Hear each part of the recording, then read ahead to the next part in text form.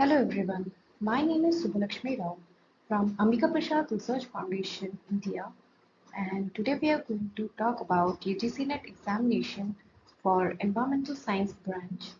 And today we are going to talk about how to prepare for the exam smartly. As we all know, UGC NET exam is a qualifying exam uh, to do assistant professorship, or if you clear the exam with JRF certificate, then you can become a research fellow. And previously, the UGC NET examination was conducted by UGC, but after 2019, NTA, that is National Testing Agency, conducts the exam.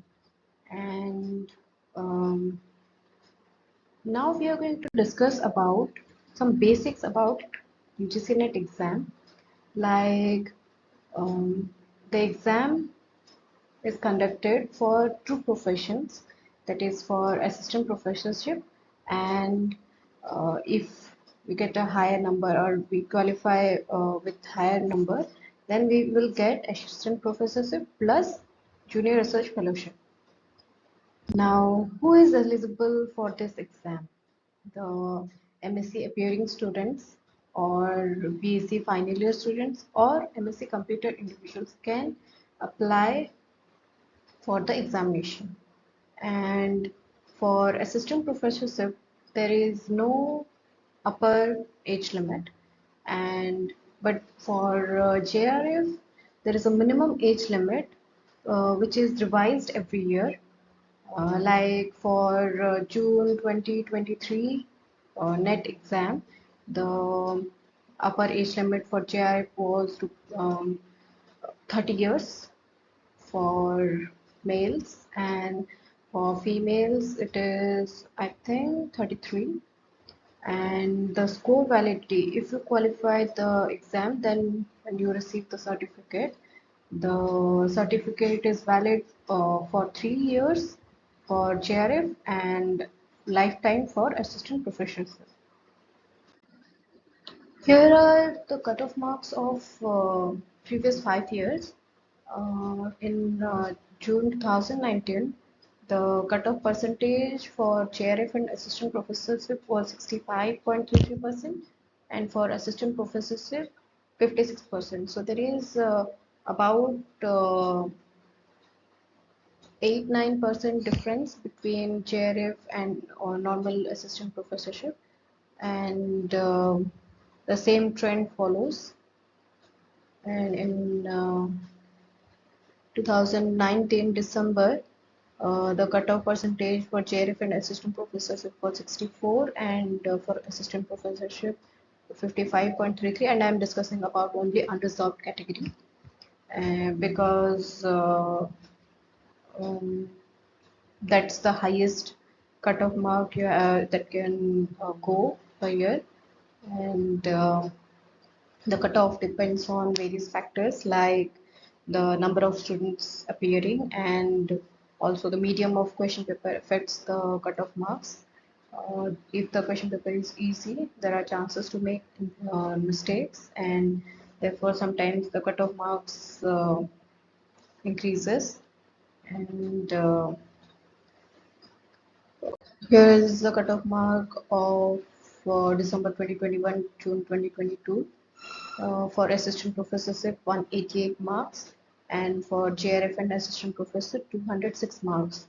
And in December 2022, it was 170 for assistant professorship and for 196 for JRF and assistant professorship.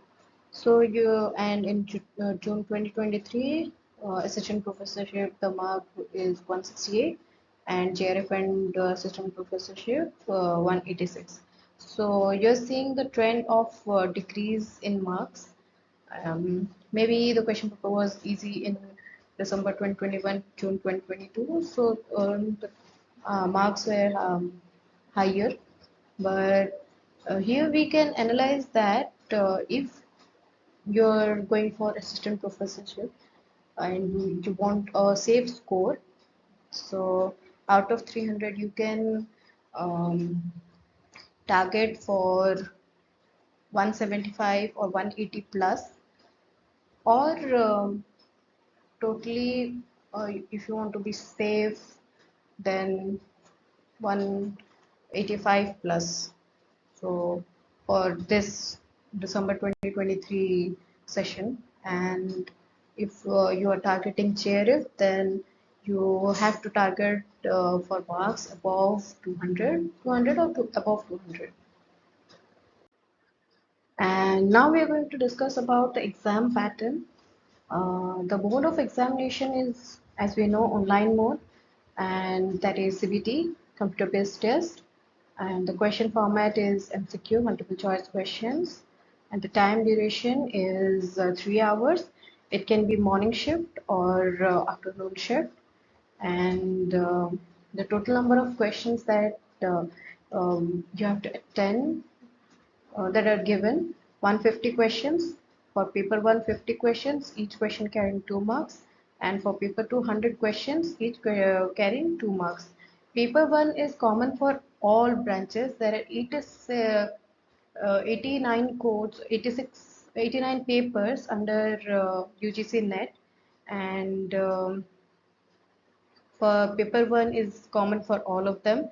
It's like general knowledge based questions, like in paper 1 there are reasoning, data interpretation, research aptitude, teaching aptitude, computer technology based questions, comprehension questions, and some communication based questions. So it's um, uh, consists of all the current affairs and general knowledge type questions, but don't take it very lightly, because uh, previous like June 2023, the question paper was quite tough for people based on paper 1, because they were anticipating only easy questions, but got little calculative type questions, which is time taking. And for paper 2 is a subject based paper, that if you have your ODIA or economics, then the questions will be from that domain. But for environmental science, the questions will be from environmental science. Now we are going to discuss the syllabus of environmental science for UGC NET exam, and each for every domain or branch, they have 10 units. So environmental science also has 10 units. The unit 1 is fundamentals of environmental science, unit 2 is environmental chemistry, unit 3 is environmental biology, unit 4 is environmental geosciences, unit 5 energy and environment, and unit 6 is environmental pollution and control. Unit 7 is solid and hazardous waste management. Unit 8 is environmental assessment, management and legislation.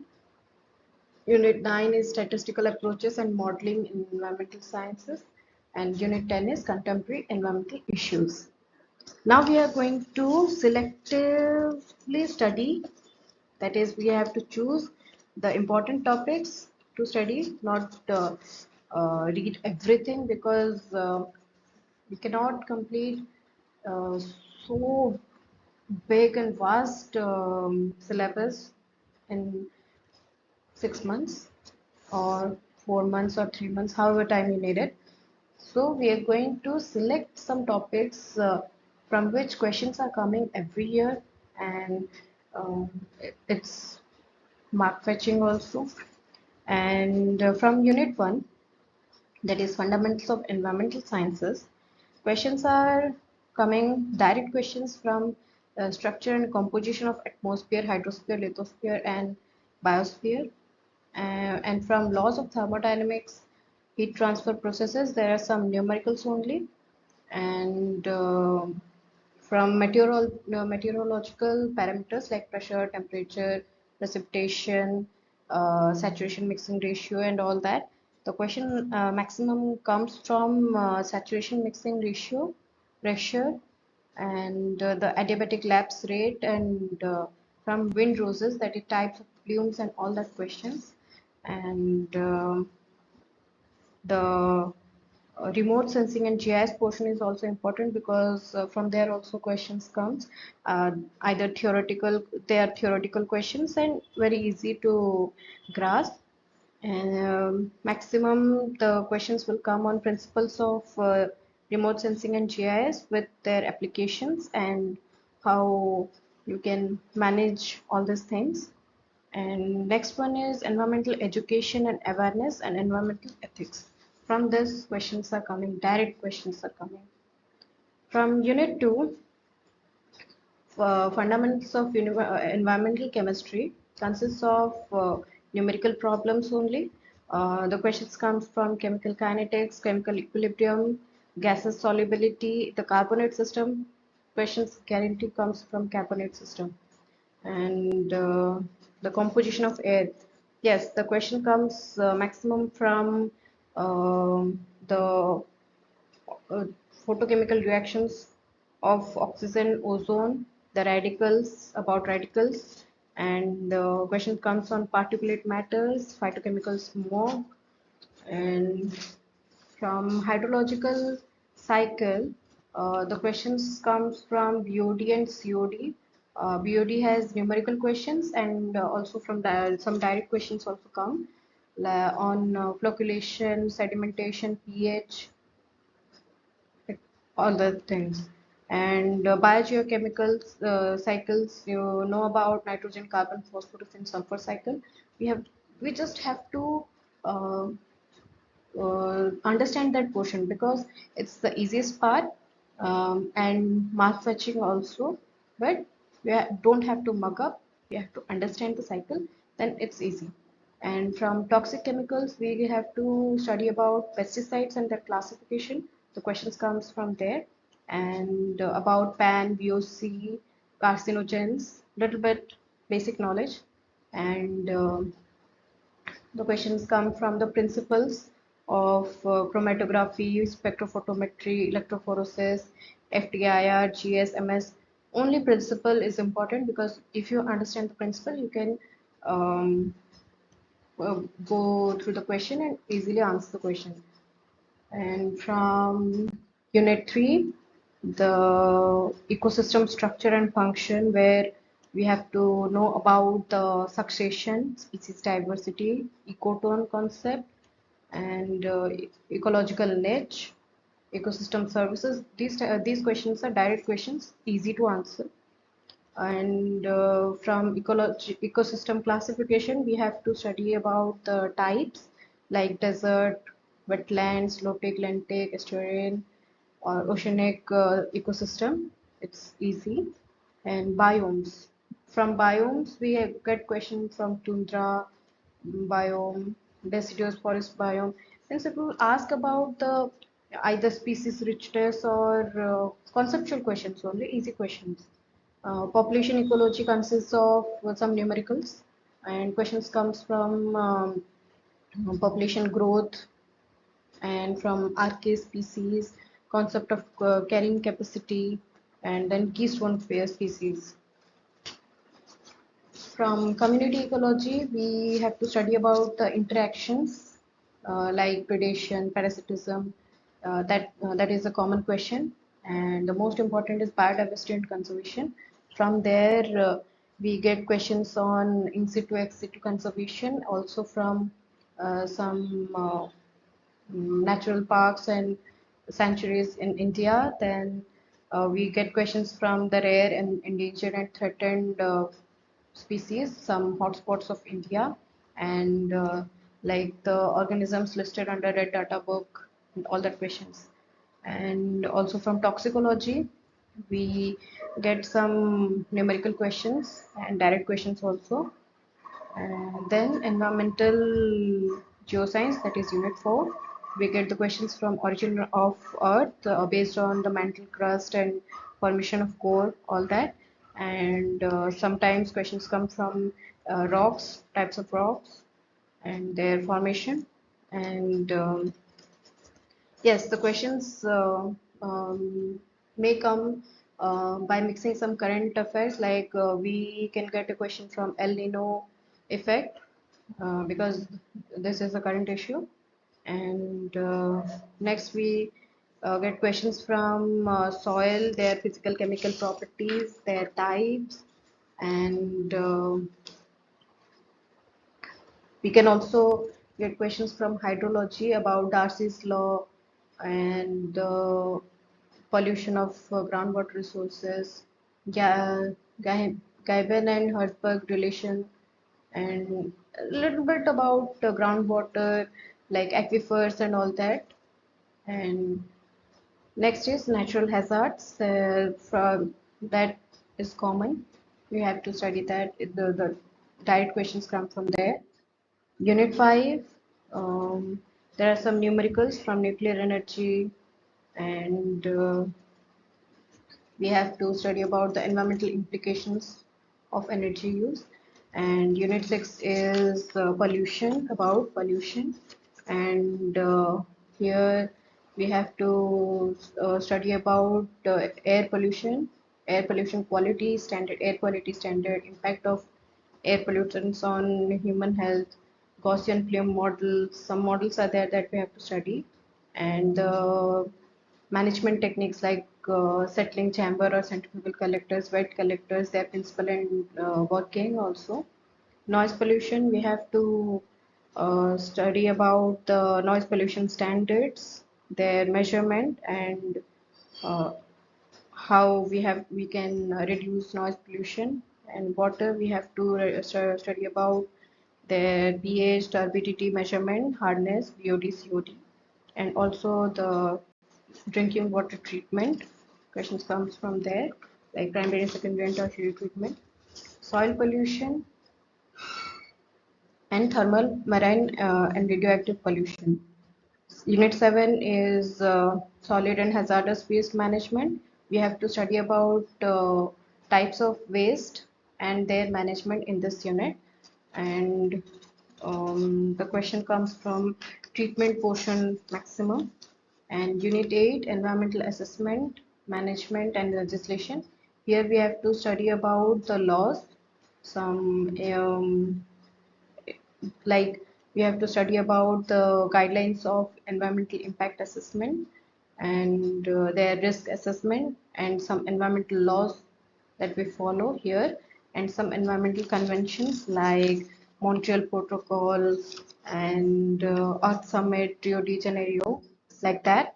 And from Unit 9, we know it's a mathematical portion, so we have to solve questions on central tendency, standard error, correlation regression, and from test of hypothesis like t-test, f-test, ANOVA, and the questions also come from the environmental development of environmental models, Lotka Volterra model. That's important one because questions come from there. And Unit 10 is contemporary environmental issues, from which we have to study about the global environmental issues like biodiversity loss, climate change, ozone layer depletion, and how to solve them, and some national action plan that are developed by our nation. And there are 8 national missions. We have to study about that, and we also have to discuss about some current environmental issues like um, Tehri Dam, Narmada Dam project, Kaveri and Mahanadi, and some climate change issues, wildlife conservation projects like Project Tiger and all that. Questions comes from current environmental issues. It's a mark fetching one because the questions are direct. And we are going to start our UGC NET online classes very soon. And these are the contact details about this. These are the WhatsApp numbers, and this is the website address. And thank you.